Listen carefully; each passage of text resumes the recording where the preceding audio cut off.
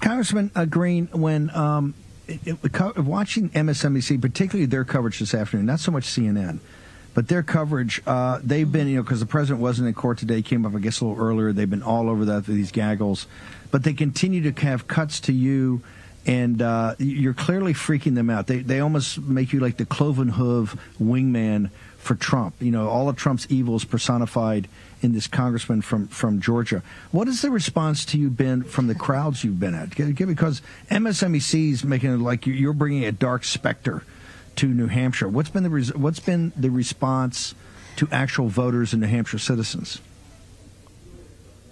Well, MSNBC may be revolting at me, but the people certainly aren't. They feel like my family and friends, Steve. They feel just like the people back at home in my district that elected me.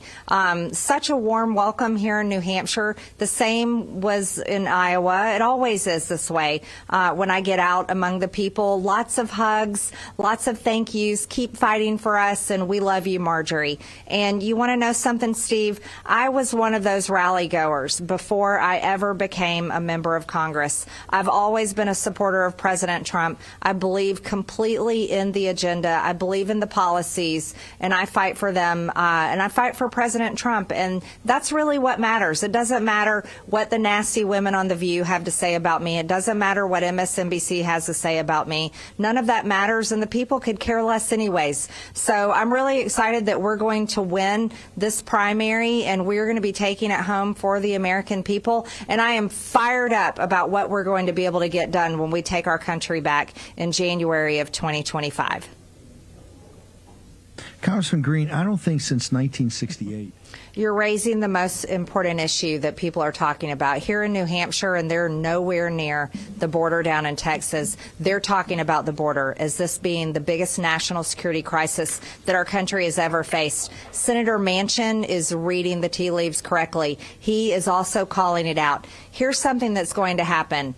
We are not going to pass this border package that the Senate is trying to shove down the House's throat.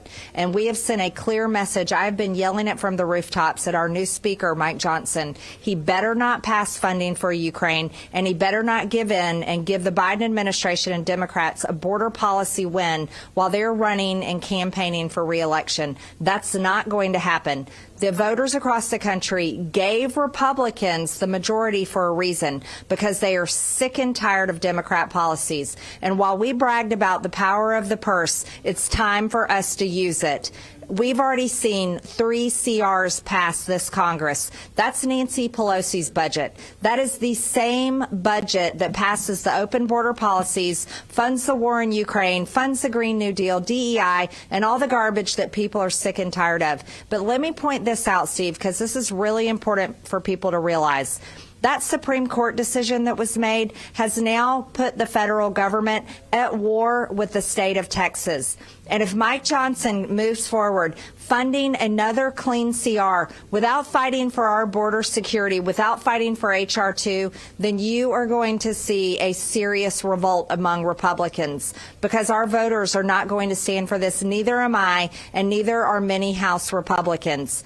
But what's even more important to understand is that establishment Washington, the neocons, the same people supporting Nikki Haley, demanding that she be president and demanding that voters accept her as a serious candidate, even though she's just a buffoon, just like the same guy behind me. Here's the real situation that we have, Steve. If that deal is passed, if they fund a war in Ukraine, when Zelensky is raising the white flag, asking for peace talks in Switzerland, and they weaken our border policy while the federal government is at war with Texas, that is truly possibly the start of a civil war in this country, and many Americans are going to see it as a complete constitutional crisis, and it absolutely is that. So House Republicans are going to have to get tough, because when we go back into session, we have very serious issues, and the stakes have been raised.